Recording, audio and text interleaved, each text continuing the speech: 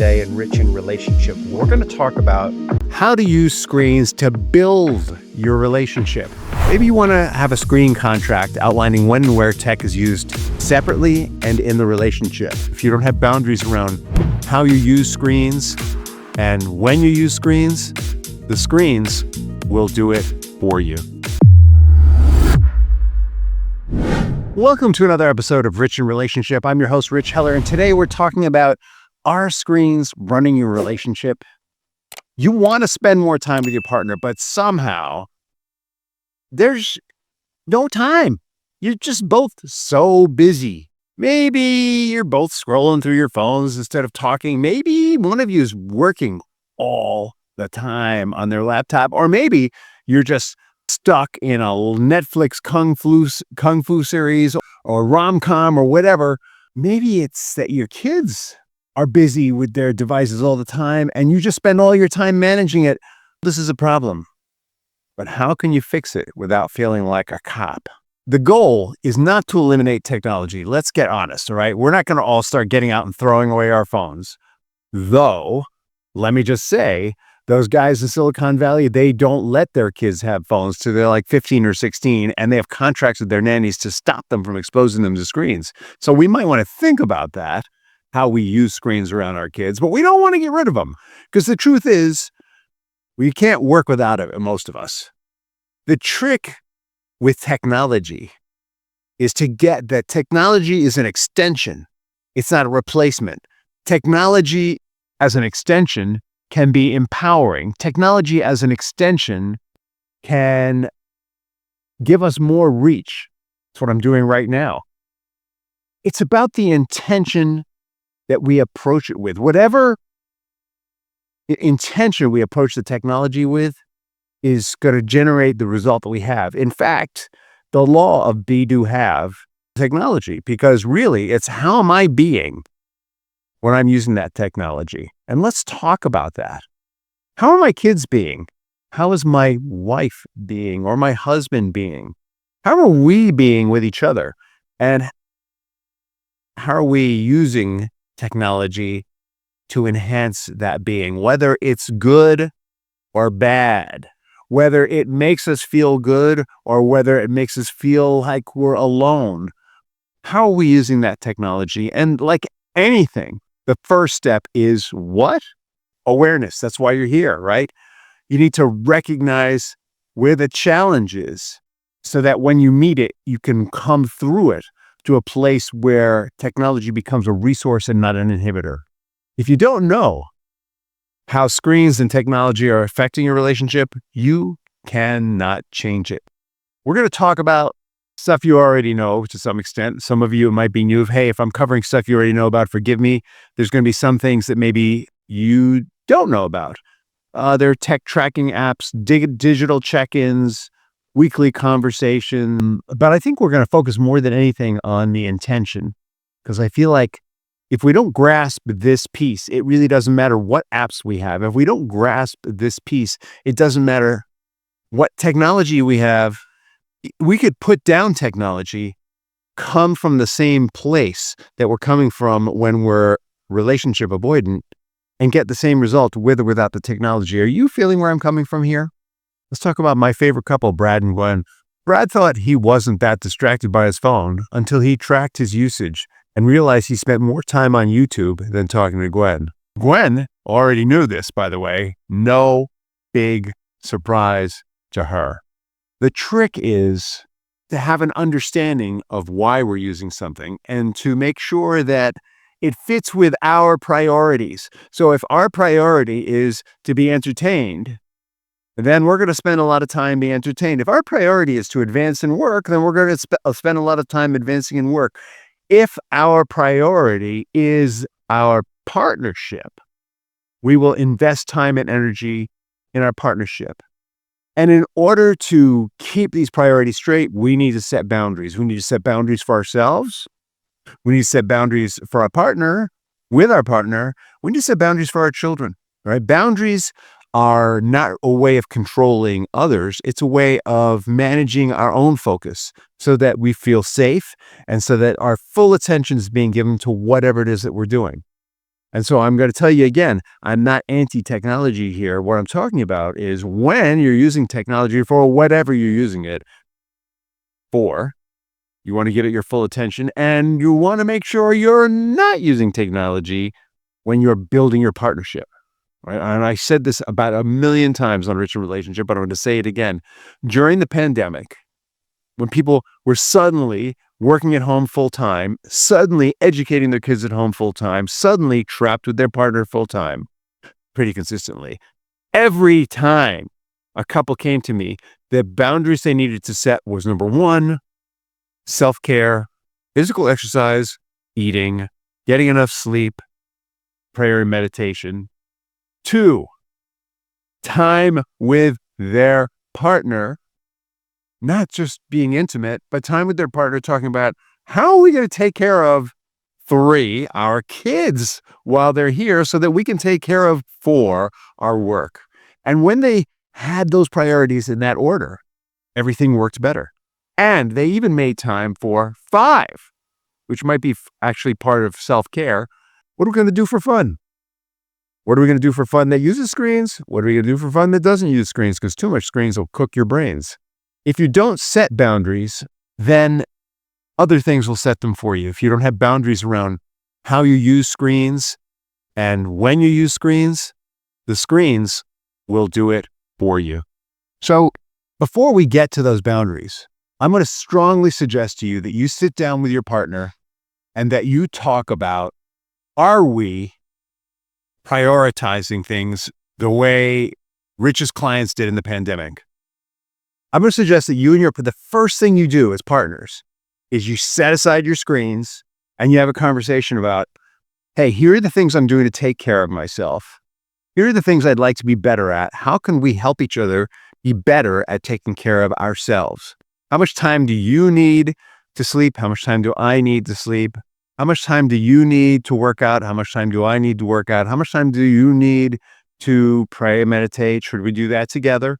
What are we eating? What could we eat less of? What can we eat more of? First, have that conversation. And then next, talk about how much time do we want to invest in our relationship and how does technology fit into that? It might be that technology fits in because you want to check in with each other through the day, and you're going to do it through video apps, or you're going to do it on the phone, or you're going to do it through texting. Right? I want you to think about technology, every aspect of technology, especially the aspects that you totally take for granted, like texting and email and phone calls and maybe video chat. The things that you're doing all the time that are just sort of normal, I want you to take a look at how much are you doing it. I also want you to think about what are the best ways to use each mode of communication, right? The most intimate being face-to-face, the next intimate being video, the third intimate being a phone call, because there's more tonality. The next most intimate being, and fastest response being texting. And last under that would be email. And how would you use each one? I want you to talk about each of these and what's the best way to use them.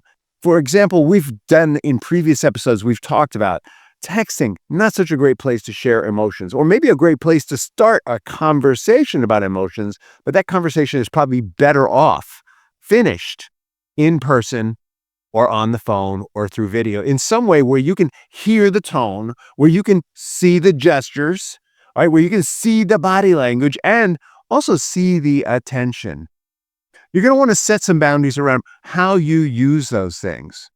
In terms of your own focus and taking care of yourself and getting work done, you're going to want to use some app blockers. You're going to want to go through your phone and block just get rid of almost all notifications. You're going to want to because why? Previous episodes, we've talked about this. Every time we're interrupted, it takes 2.5 minutes to restart. You want to reduce distractions when you're focusing on anything. If in the old days, if you went to a movie theater, remember what those are? They're closing in a lot of locations now. If you went to a movie theater, you were shunned if you answered your phone in the movie theater. Actually, in the old days, you didn't even have your phone. You gave the movie your full attention. And then you stepped out and found out there was a crisis at work and dealt with it. And guess what? You dealt with it really well. So I'm going to encourage you to think about what are the no phone zones?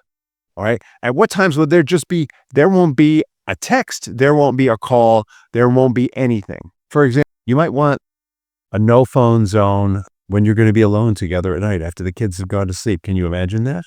If you didn't have any screens or any phones and you just focus on each other, I don't know what you'd do. Or maybe I do. Or maybe there's something you wish you were doing that you're not doing because you don't have a no phone zone.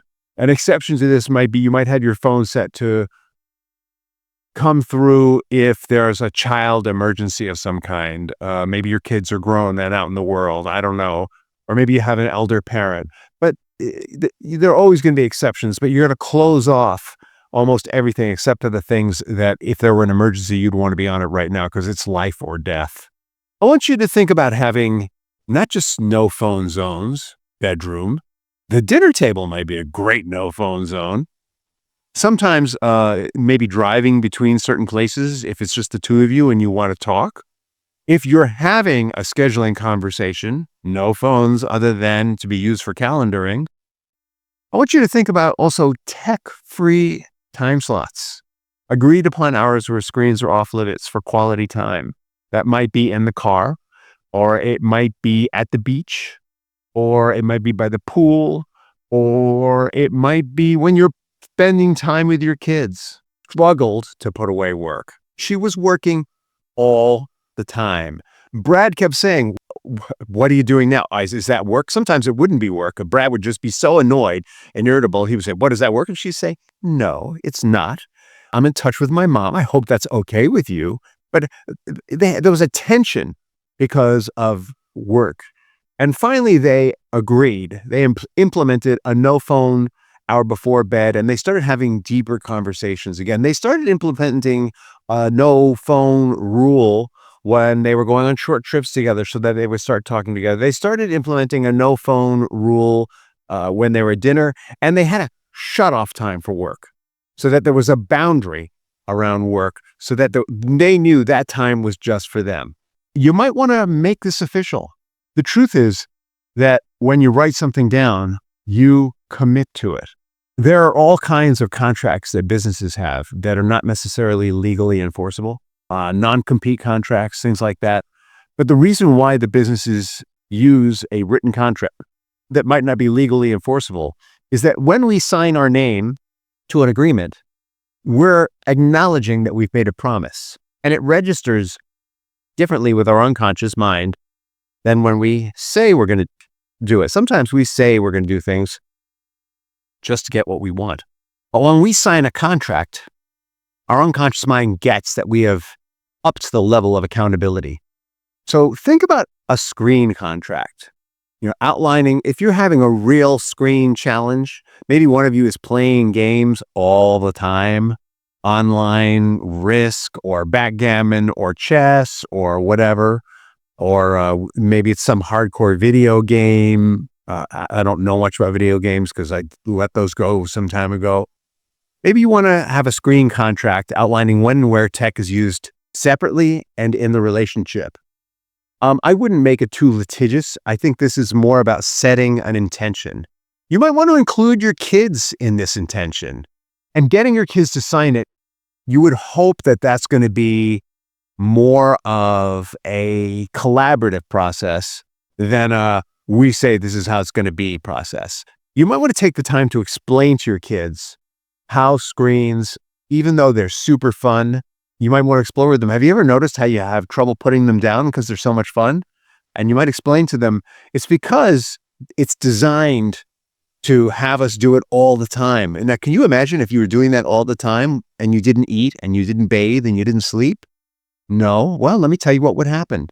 And then you can explain to them why you want to have digital boundaries. And then you can ask them, actually, why? Why? It's healthier for you. Why? You're going to be more fulfilled. Why? You're going to know better self-control. Why? We're going to spend more time together as a family. All the reasons why, all the ways that it's going to build them up. And then you want to ask them maybe to sign a contract, a very simple contract, by the way. Don't make these super litigious. If you're married to a lawyer, I'm not going to say what that's like, but if you want to be married to a lawyer, you want to be very careful about that. This is about setting an intention. and it's setting an intention for your unconscious mind. And instead of making the contract just about what you're going to not do, make it about what you're going to do. So you want the contract to read more like this. In fact, I'm going to give an example. Brad and Gwen basically agreed that they were going to have a phone-free date night every week, and that they were going to cut off their screens at 7:30 p.m. because they went to bed around 8:30, hoping to go to sleep around 9 or 9:30 every night.